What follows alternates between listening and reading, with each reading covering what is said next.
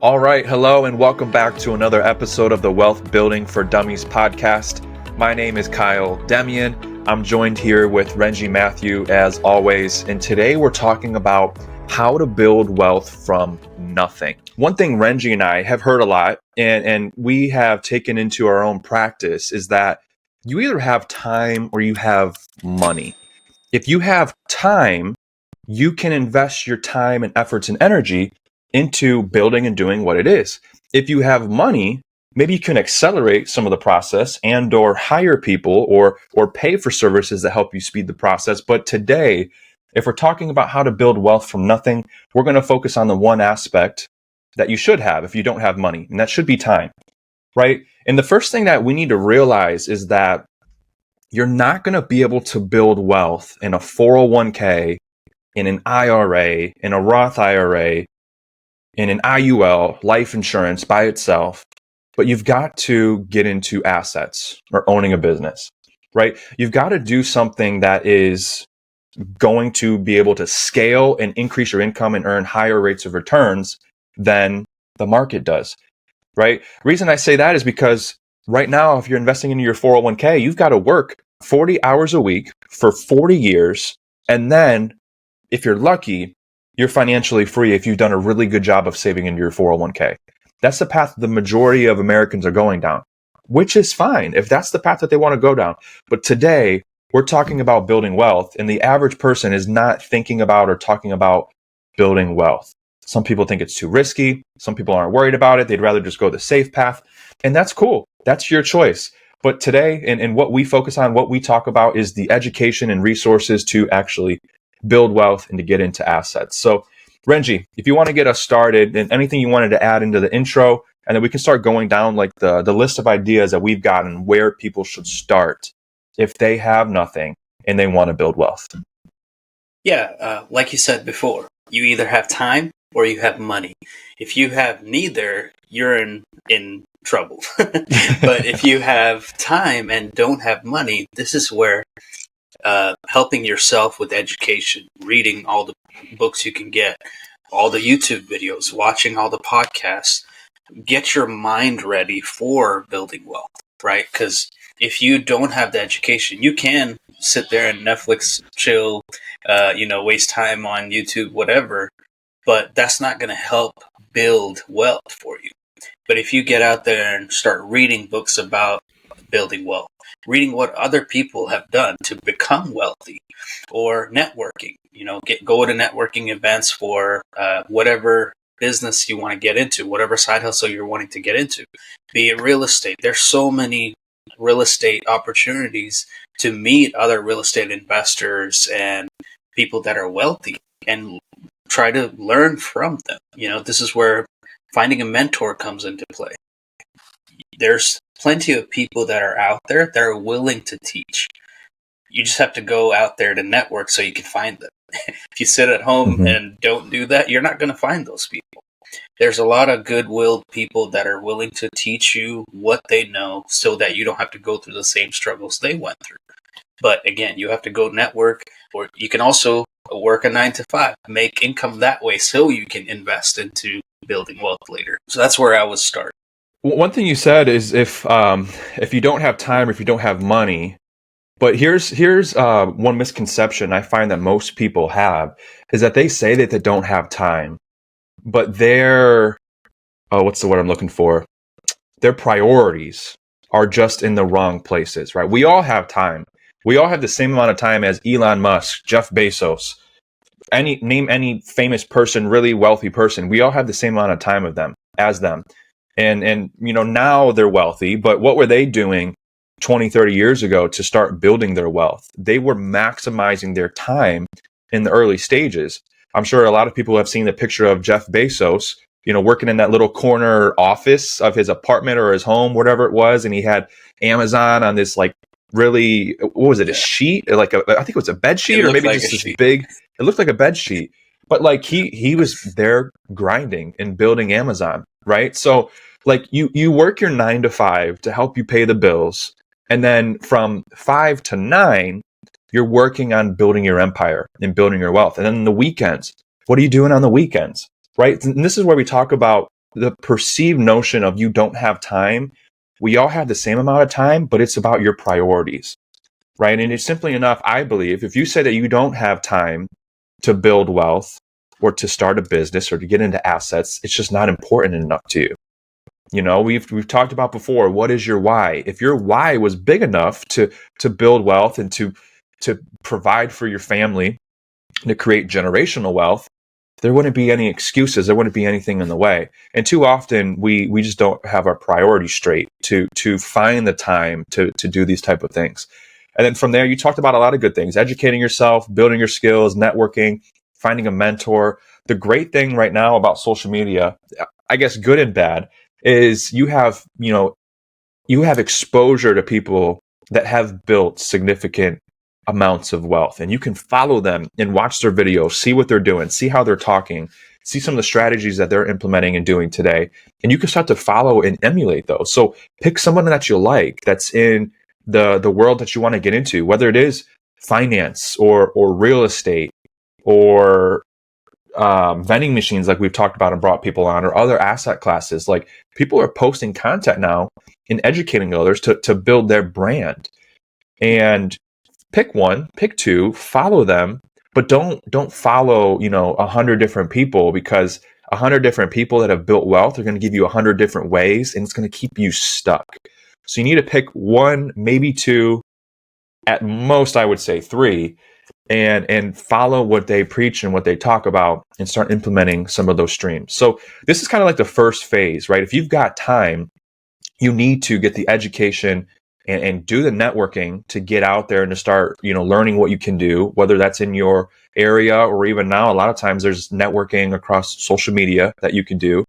And then once you start, once you've picked your avenue that you want to go down, and you start educating yourself, from there, you just have to start implementing and start doing and start creating, right? And with that, Renji, we've talked about it before, but too many people fall into trying to pick multiple different streams or avenues to go down to start building wealth. But like, what do you believe about, trying maybe multiple different things versus just picking one? So, in my experience, doing multiple different things, I got into failing at all. What I've learned is, at least for me, if I pick one, maybe two things, and I focus on that, I'll do really well at it. If I just pick one, I'll do really well at it. When I try to start focusing on two or more things, that's when eventually they all fall apart, right? So what we've learned is, watching the wealthy, what they do is they build one thing really good, and then they make a lot of money doing it. Once they make a lot of money doing that, they take that money and then invest into other routes of making income. So when you hear people saying, oh, the wealthy have 5 to 7 streams of income, it's not that they started all of those streams of income at the same time. They started with one, did really well, and they overflowed with income from that one stream. Then they took that extra income and invested into the other streams of income. And that's why they have multiple streams of income now. And something going along to what you had said earlier, the priorities. There is plenty of time to prioritize what's important to you. If your priority is your family, how much time are you spending on your calendar day to spend with family? If your priority is to make money, how much time are you spending each day to learn what you need to do that? Or how much money-making activities are you doing in a day? If you're just spending all that time watching TV or benching a show, you're giving priority to do that over what you say you want to. Right? What you say you want and what your actions are totally different things. I've met a lot of people that say they want to build wealth and they want to do this and that for their family, but then when you go a week and ask them, hey, what'd you do this week? How much time did you spend on this? It's like, oh, I didn't get enough time. And then when you break down the actual time they spend on different things, most of their time was spent wasting time. And when I say wasting time, it was either watching TV, wasting time on things that is not going to build their wealth. So then you can really see where their actual priorities are. Their priority wasn't to build wealth. Their priority wasn't family. It was to waste time, right? So this is Yeah. where you have to think about what your actual mindset is. Like Kyle said, what is your why? Why are you wanting to build wealth? Is it to make yourself wealthy, or is it for your family? Is it for things you want to give to? Like, what is your why? You have to focus on that first. Once you figure out what your why is, then the priorities can change. But if you don't know what your why is, your priority you might not even actually know what your priority is at that point, right? So I think that's a huge point of being able to build wealth. And all these people that are wealthy now, they struggle through the same amount of time we all have. They struggle, and Kyle mentioned 5 to 9 is when you build your empire. A lot of these people worked overnight to build their empire, right? It doesn't happen just in a day. It doesn't happen just in a week. It might not happen in a year, but it's all those simple actions of prioritizing your time over time will compound into building that wealth that you're wanting. But if you keep compounding on the time of wasting watching TV, or that's going to compound into not building wealth, exactly where you don't want to be. So you have to struggle through the time in the prioritizing what you need to do so that you can get what you want. And as you're on that phase of building up, it may take this extra time and commitment.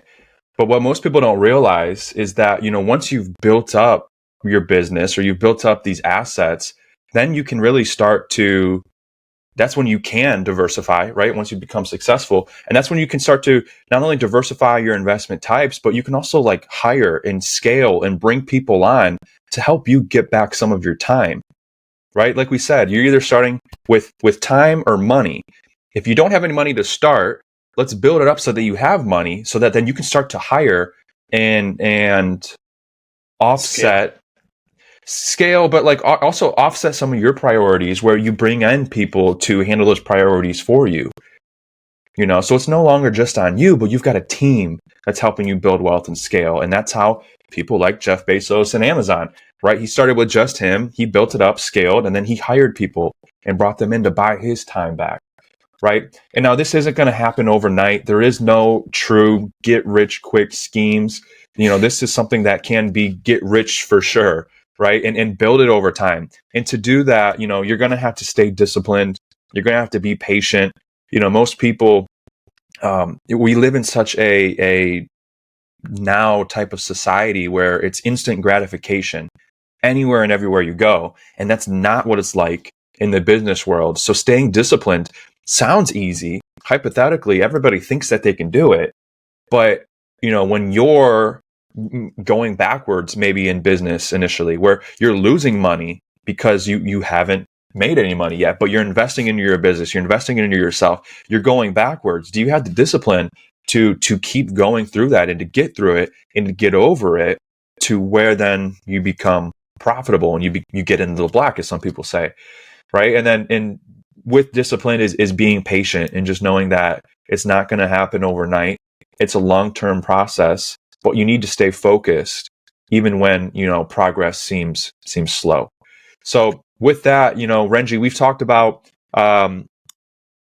where you should start, where you're going to find yourself in a few years, and then once you've built up wealth and got successful in one business, how you can start to scale that and or diversify and to get into other avenues as well to continue building wealth. From there, should we talk about like different ways to make sure that you protect your wealth, or is there anything else that you want to add? We can go into that. Something that stuck out when you were talking, it made me think, people know when they're trying to stick to a diet, they know it's like just because they stuck to that one day, it's not going to show them the result the next day, right? Just like if you're trying to get into shape, just because you went and did 5 curls, it doesn't mean you're going to have bulging biceps the next day. It's just like building wealth. Just because you did money-making activities one day, it doesn't mean you're going to build wealth, right? So all of these take discipline and time. which if you don't have money and have time, you have the time. So use that time to build those disciplines, be it if you're trying to stick to the diet, be it if you're trying to get into shape, be it building wealth, right? So I've noticed the reason I brought that up is because when you were talking about it, it made me realize it's like, I've told my wife, it's like, hey, if I'm trying to build a business, I might not be great about my diet. So whatever you make, I'll eat, so, but that's the thing. If I'm trying to focus on building wealth and trying to focus on my business, I don't think much about what I'm going to eat. I just eat whatever, which is not always a good thing, right? But I'm giving priority to one or two things. And in this case, it might be building the wealth with the business and time with spend with family. So, and sometimes this is where I said 2 or 3 things max that I focus on, and it might be time spending with the family, money making activities with the business, and maybe working out. But then diet will be horrible, right? So you got to prioritize what's important to you and what you're trying to do. And again, I don't think that's said enough. I think people try to think, oh, okay, if I do this much work in one day, I'll build wealth. No, it's a discipline over time. Going back to what you had asked before, I think, we can talk about it a little bit, how to protect, and because you know what, I think protecting wealth, we should do another podcast on, because we can go really deep on that. But one thing we didn't talk about is like having a war chest, and like as you're building wealth and as you're going down your path, what should you be doing with your money? Where should you be putting your money to help you go out and buy assets? And we call it the war chest. Do you want to go into what the war chest is for us, Renji? Yeah, war chest is somewhere where you can stash your money, where your money's protected. It's liquid. We talk about the 5 principles. There's safety, liquidity, rate of return, taxes, and fees. So you want to make sure where all of these apply, which safety is, your money's safe. It's not going anywhere, right? And liquidity is how much access you have to the money. If you need that money, it's there. You don't have to worry about, not having it. It's accessible. You have the liquidity. Rate of return. If you're stashing your money, you want to look at if it's giving you some rate of return. Most people, when we talk about stashing your money, they think about bank accounts. And bank accounts are not a bad option. You have the liquidity, you have the safety. You want to maybe look at a high yield savings account. That way you have some return also. Then there's taxes. You want to think about wherever you're stashing your money, does taxes apply there? And if there's taxes, what that looks like. If there's any growth, what does that look like on taxes? Then the last thing would be fees. If there's a fee, what type of value am I getting? If I'm not getting a value, what is the fee there for? So those are some of the things you want to look at when you're stashing your money away as you're trying to build wealth and learning and getting your mindset right. Then once you're ready to invest, you've been stashing your money into your war chest that you can go and build wealth with. Anything you want to add to that, Kyle? Yeah, I think the 2 most important factors there, or the 2 most important pillars that you talked about, is the liquidity and the taxation. Number 1, like if we can, let's get taxes over and done with and grow your money tax-free for the rest of your life, right? But also liquidity. Like when opportunities arise, either for you to invest in yourself or to make an investment or to buy a piece of real estate or so on, you need to have your money into a position where you can use it and you can access it, right? You don't want to rely upon outside banks or outside money lenders. You can, but what about if you had it ready to go at the snap of your fingers for yourself? Liquidity can be so important. That way you can actually get access to this capital to go out and fund your businesses and your opportunities when they come up. So liquidity is huge and very, very important, because a lot of people, simply enough, just miss out on opportunities because they don't have access to money. They can't get funding. So that's why it's so important to have this war chest where it's available to you at any time, and you own and control it, not some government telling you when or how you can access your money or penalizing you for accessing your money. Which by the way, if you guys don't know, we're talking about 401ks and IRAs.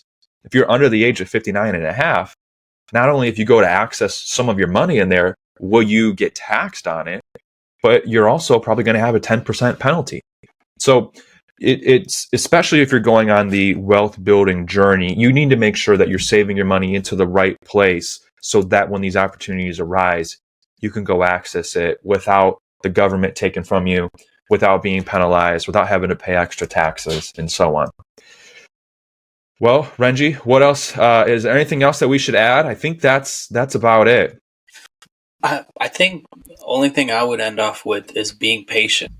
None of this will happen overnight. You have to understand that wealth was built for the long-term process, right? We can't have everything overnight. And I think, like you mentioned before, that's the problem with our generation now, is everyone wants instant gratification. Everyone wants things right away.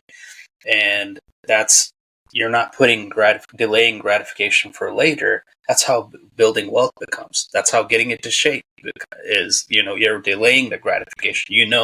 Each step that you're taking every day is going to bring you the result one day that you want.